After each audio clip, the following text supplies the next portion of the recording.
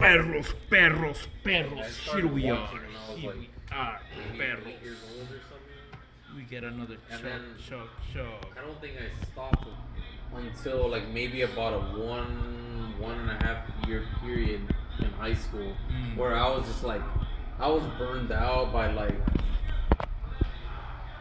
WWF. Like it was during the you know when they were like the whole like new generation era of it, you know, Like before the Attitude Era? yeah, before Attitude, but when it was kind of like really getting lame, it was so lame, you know. It was Okay, like yeah. just like tons of gimmicks, like just everyone's a fucking gimmick. Oh you know? yeah, well that period when they were giving call-ups to all of these guys who had legitimate bona fides in the indies, but then they Yeah. were giving them terrible jobber gimmicks when Yeah, they made it to WWE.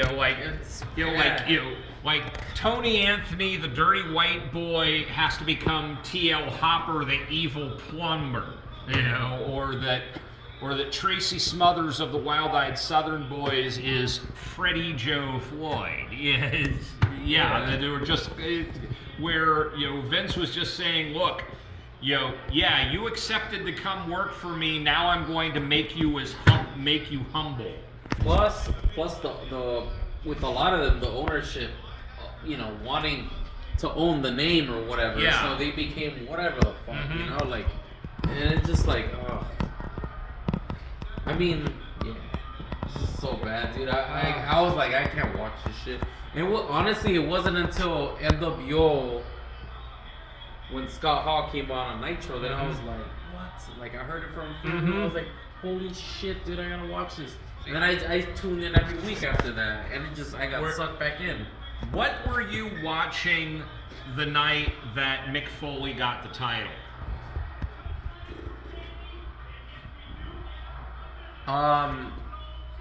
So back in that time, Nitro, because it was on TNT, you would get like the 5 o'clock and the replay. With Monday Night Raw being on USA Network, they would only show the one. So I always recorded Nitro first. I never had to choose. I felt bad for people that like it's on at the same time and the Monday Night Wars and all that.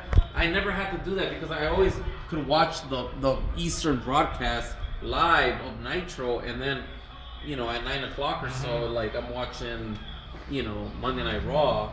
And I had no idea what the fuck is gonna happen because I wasn't like someone with like the internet or anything like that kind of shit. Like literally, it was just like me going to school and just moved here. So it was.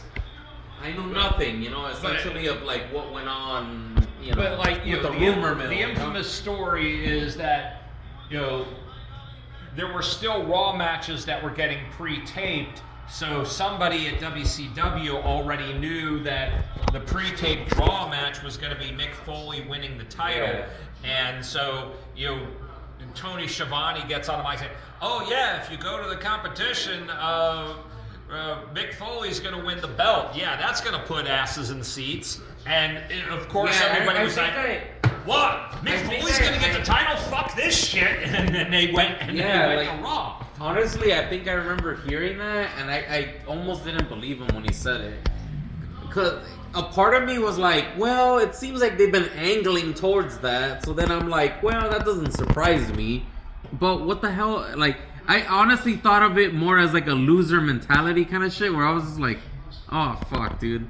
Why would you even mention this? Like, obviously, it's just bad right now, What, dude? Fuck. Okay, perros, here we are talking WWW lore, story, history of the WW, and here we are for another. Going back to the 70s or something. Here we are for another. A worldwide wrestling federation over here. Well, it's history for in there, history for our youngsters, not for you. Bob Backlund power. You got Bruno Sammartino over here. For all that grew up with that part of the wrestling. No, the all. Settle down. We're not that old. For life. We're not that loud. Well, there we go. Here we go. Hey, sheesh. Look at this guy. He's doing that. Oh, there we go. Woo.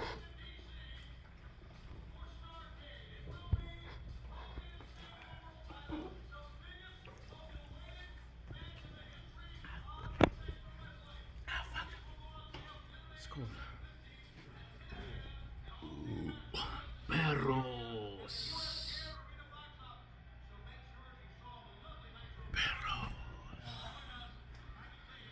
Oh shit! There it is. I can't. It's gone missing, but I remember one of the coolest moments of my stand-up career was One of your dudes right here. I ran into Brian Pillman at a bar in Newport, Kentucky. Like Oh, crazy. I had just been at the Funny Bone there to like try and get some stage time, and I didn't get it. But I think we all went to another bar nearby, and he was there, and I think he was still in WCW. He was still a baby face, so he was still flying Brian. He was cool, and he signed an autograph for me. And Still not Hollywood Blonde. no, they hadn't done the Hollywood Blondes yet. So That's crazy. I wish I could find.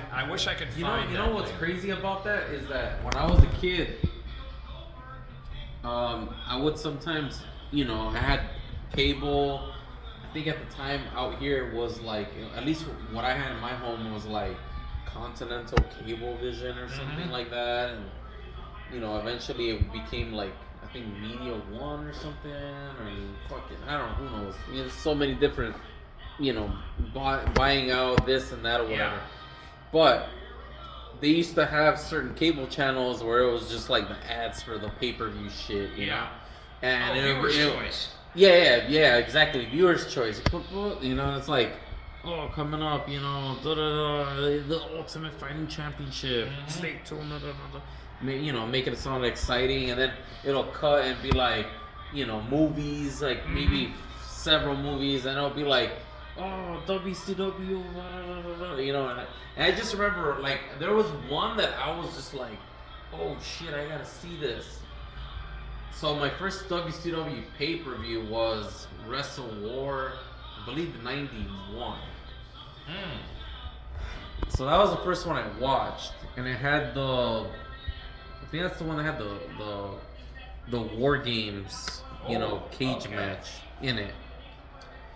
And that's the one that no, hold on. Is that the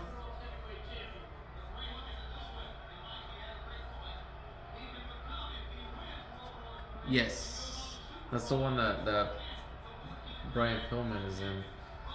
And that's the one where like Sid, was like just fucking power, like smacking him on the top of the cage and just power bombing him and shit.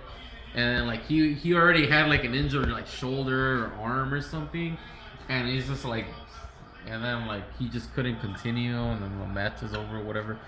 But I just remember like, the heart in him, Yeah. like to just fight and all that shit. But it was a good like introduction for me, because a lot of the people that came out and wrestled, I was like, oh shit, Junkyard Dog, what the hell, he's over here. So many like fucking like wrestlers I had seen or known about already were appearing in WCW, and it was kind of interesting, like to see them pop out, and like they were still coming out like in their personas and stuff, Well, I like before they officially branded as WCW, for a while they were still the NWA, and when I was doing stand-up, I made a joke about the fact that we had NWA, the Wrestling Federation, and NWA, the rap group, and what happens if the fans go to the wrong show? I'm thinking, all of the hip hop guys going to the NWA wrestling show are going to be fine, because they want to see somebody get the crap beat out of them. but all rednecks showing up at an NWA rap show are gonna be scared as hell. Yeah.